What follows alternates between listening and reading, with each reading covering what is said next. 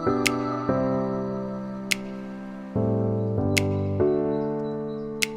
à tous, j'espère que vous allez bien. Aujourd'hui je suis avec ma maman. Il y a quelques temps je me suis rappelé que quand on était petit ou même tout le temps, tous les jours, on nous demande souvent ce qu'ils font tes parents dans la vie. Moi à chaque fois j'étais là, bon bah faut que je dise ce que font mes parents. Que mon père c'est assez simple mais ma mère j'étais là, comment les gens vont réagir, soit les gens sont sceptiques ou soit les gens sont là, oh mais c'est dingue, c'est extraordinaire machin, alors que bah, pour moi il n'y a rien d'extraordinaire parce que ma maman est magnétiseuse, donc ce qui n'est pas très commun, pour un peu casser les trucs un peu mythiques, chelous, pourquoi pas expliquer un peu à tout le monde le métier.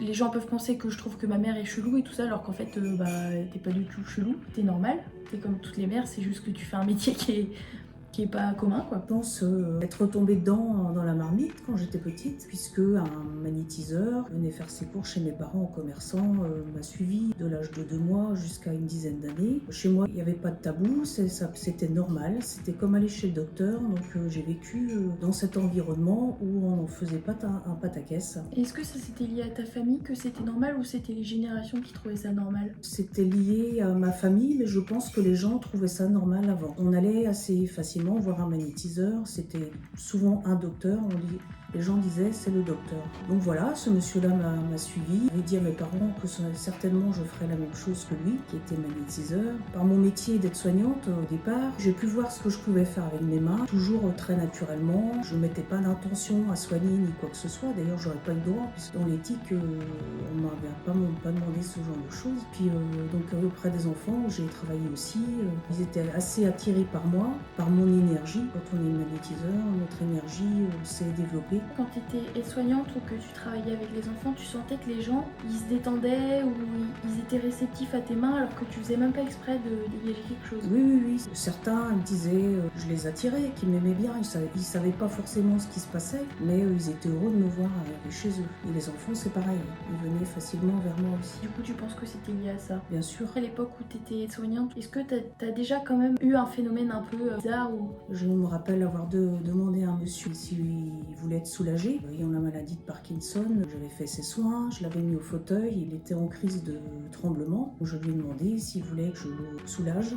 Il m'a dit oui, avec certainement de l'interrogation. J'ai posé mes mains sur sa tête et je l'ai endormi. C'est un phénomène qui m'est arrivé sans le vouloir, sans mettre d'intention. À ce moment-là, tu t'étais pas dit peut-être que c'était quelque chose que je devrais développer? Non, tu pensais Ah pas? non, j'étais trop jeune, il n'était pas question de ça. J'aurais pas été prête. Avec les enfants, t'as eu un phénomène aussi comme ça? Oui, plusieurs. Un enfant qui avait ramassé une boule bretonne sur le pied. Je lui ai dit viens, je vais te soigner. Mais tu dis rien, personne, il n'y a pas besoin. Il avait soulagé son pied. Et forcément, première chose qu'il a dit, c'était à une fête communale, Christelle m'a soigné.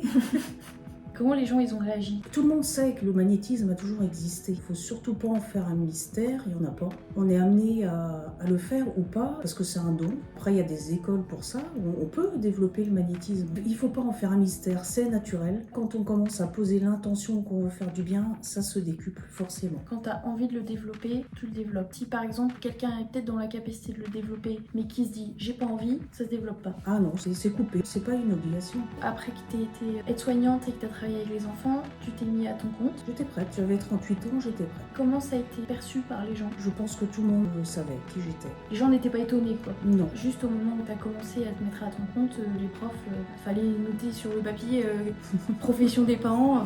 Magnétiseuse fait chier, putain, on va encore me poser des questions.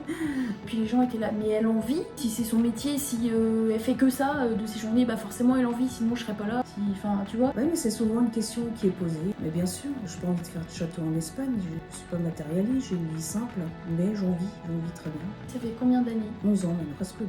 Et est-ce que tu peux nous raconter les moments que tu as préférés avec tes clients? Que tu peux raconter? Moi, que je peux raconter, une maman vient un jour parce qu'elle attendait son bébé, elle était presque à terme, ou alors à 6 mois peut-être. En fait, son bébé était mal engagé, il était en siège. Et quand tu dis en siège, il était mal positionné dans son ventre? Voilà. D'accord. La tête en haut, les fesses en bas. Je lui ai proposé de le ramener la tête en bas et ça marche. Après, j'ai plein de belles choses avec les animaux aussi, avec les bébés.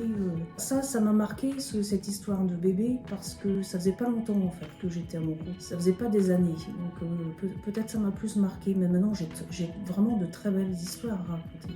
Souvent aussi la question qu'on me pose, c'est mais comment elle fait? Comment ça se passe une séance? Si tu peux nous raconter un peu les étapes. Au moment où ils rentrent, je demande aux gens de s'asseoir, donc je m'assois aussi. Il y a un temps de parole plus ou moins long selon ce que la personne a à me dire, donc sur l'état psychologique, physique et tout ça. Et puis une fois que ça c'est fini, il y a un temps de magnétisme où là c'est préférable de ne plus parler. La séance, je la répartis en 3 secteurs. Je regarde comment est l'énergétique de la personne, tout ce qui est l'invisible, après tout ce qui est émotionnel, et puis enfin physique, en sachant que le magnétiseur aujourd'hui doit prendre en compte l'énergétique. On ne peut pas ne pas faire un nettoyage énergétique et magnétiser une personne sans avoir fait ça. Aussi, il faut pouvoir détecter si la personne vit dans un bon environnement, s'il n'y a pas de souci de géobiologie dans sa maison. J'ai des notions, mais très vite, si ça s'arrête, évidemment, je leur demande de faire appel à un géobiologue.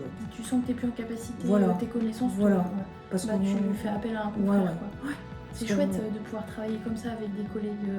On n'a pas le choix parce qu'on n'est pas Dieu déjà, personne ne peut faire les choses tout seul et il faut vraiment, je suis assez exigeante dans mon travail, j'ai besoin que tout se règle. C'est pour ça aussi que je demande aux gens, dites-moi comment vous allez après, parce que j'ai toujours pensé que si c'est pas réglé, il y a plein d'autres thérapeutes, il y a plein d'autres choses, il faut que les gens aillent bien. Est-ce que tu t'es déjà retrouvé face à une personne qui était là parce que tu étais sa dernière solution, mais qui n'avait pas envie d'être là, qui venait par obligation par exemple? En général, soit une personne n'a pas envie d'être là, une personne de sa famille l'a poussé à venir, c'est pas bien, c'est pas le mieux qui peut arriver pour cette personne et pour moi d'ailleurs. D'ailleurs ça m'intéresse plus trop non plus, je veux m'occuper des gens, mais je veux qu'ils soient un minimum avec moi. Je leur dis pas, soyez au maximum, on n'est pas obligé de croire en quelqu'un au maximum quand on ne connaît pas, et quand on connaît pas le magnétisme, mais au moins accepter mon soin. Quand je suis la dernière issue, et qu'ils arrivent parce que le médical n'a pas trouvé, ils sont très contents de se laisser magnétiser et en général ça se passe plutôt très bien. Si quelqu'un n'y croit pas, ça peut bloquer les effets du magnétisme? Ça peut bloquer. Dans tous les cas, si on y croit, justement ça ne bloque rien. Et c'est pour ça que souvent tu me dis que tu as vachement de plaisir à travailler avec les bébés. Parce qu'un bébé, il réfléchit, il n'a pas le mental de dire non mais c'est pas possible ce qui se passe. Les bébés en plus ressentent les énergies, ils savent très bien que je vais leur faire du bien. Ils me regardent, ils me scrutent, ils ont que 2 mois, 2 mois et demi, des fois moins. Justement, ils ne réfléchissent pas avec leur mental, il n'y a que l'intuition et le cœur. Les bébés, ça marche à 100%. Si ça marche pas, c'est parce que, c'est peut-être parce qu'il y aurait autre chose à faire. Le médical, on en a besoin aussi. Quels sont tes outils? Donc tes mains? Mes mains, autrement j'utilise un pendule pour la radiesthésie médicale et puis le géobiologie, une harmonisation de maison. La radiesthésie, ça englobe beaucoup de choses. Ça peut être la gendarmerie, la police connaissent ça. Il y a des radiesthésistes qui les aident à trouver des personnes disparues. Dès l'instant où on utilise un pendule, c'est de la radiesthésie. T'as déjà aidé à retrouver des gens? Ouais. C'est quoi ta spécialité, si t'en as une? Le soin, soigner les gens? Ça c'est sûr, c'est le soin. Que ça a été avec les personnes âgées, avec les enfants, et maintenant comment ça se passe avec les personnes qui sont du secteur médical? Parce que souvent c'est la science ou la science. Non, là tu te trompes. J'ai beaucoup de gens dans le médical qui viennent me voir. Donc ça aussi ça se complète? Complètement. Et tu le conseilles aux gens parfois quand tu sens que Bien ton sûr. magnétisme ne suffit pas ou qu'il c'est un complément ou il faut... Bien sûr, on ne peut pas faire l'un sans l'autre, on a besoin de tous. Merci maman d'être venue parler de ça. C'était vraiment un besoin. Ça a parfois été lourd de voir les réactions des gens quand je disais que tu étais magnétiseuse, tu vois. T'as des gens, surtout quand j'étais coiffeuse, ça c'était la question, j'étais en alternance, j'avais 17 ans, donc les gens ils discutaient, ils me demandaient souvent ça. Puis soit les gens ils parlaient plus, ils baissaient la tête, c'était là bon, d'accord, ça va pas être facile. Et puis des fois ils étaient hyper ouverts et là c'était chouette, mais un peu gênant quand même parce que j'avais pas envie de parler en ton nom et puis ton métier je le connais pas, enfin tu vois j'aurais bien voulu... Enfin c'est un truc que les gens ils connaissent pas, c'est un truc assez normal en fait. Il n'y a rien de plus naturel. Bah ouais c'est naturel depuis en fait. la nuit des temps, ça se passe ça, de soigner par les mains les autres. J'espère qu'on vous aura apporté un peu des connaissances là-dessus, si vous y connaissiez pas ou très peu. Si vous avez des questions surtout n'hésitez pas, tu seras ok pour revenir. Ah oui. Ouais. On vous fait des gros bisous, on vous souhaite plein de bonnes choses pour l'année prochaine si on se voit pas d'ici là. Et passez de bonnes fêtes et profitez bien de votre famille et de vos amis. Ciao. De bonnes fêtes.